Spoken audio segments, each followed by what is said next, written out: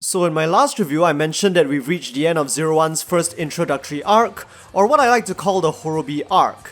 Now, with episode 10, we've embarked on the second main arc of the series, which I believe is going to be the Thouser Arc. At the end of this episode, we got our first look at the face of Yua's mysterious superior, the CEO of ZAIA Enterprise, Amatsu Gai, portrayed by Sakuragi Nachi. Two key hints have been dropped this episode. First, he asks Yua to retrieve specifically the Arsino Zetsume Rise key, and we know this key is one of the essential components to create Kamen Rider Thouser.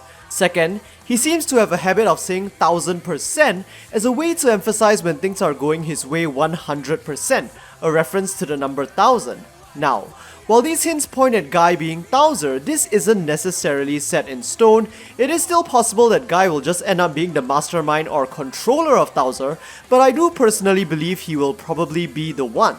Either way, I think we can definitely look forward to more exciting developments regarding Gai, ZAIA and Thouser in this arc, so let's get hyped up!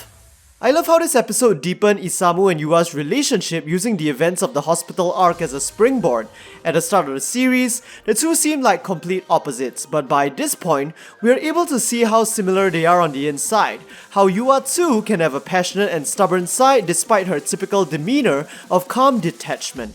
In particular, I really like how the two have come to trust each other despite the understanding that they have different goals and values. The scene where Yua revealed to Isamu that she might betray him someday was really telling in this regard. I feel like Zero-One has this character-related theme. No matter how different two people might seem, there are hidden similarities between them that can form common ground.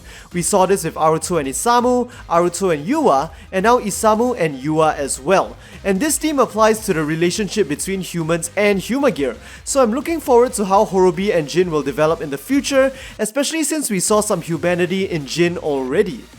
For me, one of the highlights of this episode was the Assassination Humagear's development. It was really cool to see him go out and find a source of learning so he could learn and improve his assassination techniques, even though and especially because it was a complete misunderstanding.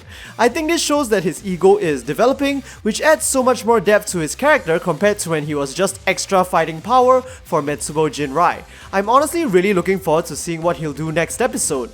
Another point related to this that I'd like to make is the realism of Humagear portrayal in Zero-One. Many science fantasy stories like to go extreme and wow us with depictions of ultimate or perfect AI, but I really enjoy how Zero-One chooses to go the middle routes with impressive yet inherently flawed AI. This episode really shows that through the Assassination Humagear's inability to distinguish acting from reality and the acting Humagear's inability to ad-lib while filming. On a whole, it gives the series an immersive and realistic vibe while also highlighting potential challenges we might face in the future when AI become more advanced. So it looks like we won't be seeing more basic form changes in this second arc. Instead, new Progrise Keys will most likely only be used for their abilities and special moves like Gatling Hedgehog this episode. Honestly, I'm quite happy with this because I think recent Rider series have been getting too saturated with basic form changes, i.e. Geo's armors and Build's bottle halves. I found Gatling Hedgehog's debut really well done, and I think this second set of Progrise Keys will really add more versatility to battles in a way we haven't really seen since Forze's modules and drives shift cars. After all, our main riders probably need more firepower to match Horobi and his classic amazing Hercules arrow play. Also, that moment when one of the Trilobite Magier snatched the Hedgehog key literally came out of nowhere. I really enjoyed it. And in any case, this episode made me hyped to see more keys being used with the Kaban weapon series. Finally, a special shout out to Izu's gestures as she tried to tell Aruto what was going on outside the studio. I found the whole exchange hilarious but realistic considering how she's an AI, and apparently that scene was not scripted at all. Izu's actor Noah came up with those gestures on the spot, and knowing that fact just makes me appreciate that scene so much more. Really, kudos to Noah. I think she's been doing an amazing job as Izu so far, especially in the more recent episodes. I really do feel all the actors improving as the series progresses. That'll be all for this brief review of episode 10. Do leave a like if you enjoyed it and let me know what you guys think about the episode in the comment section down below.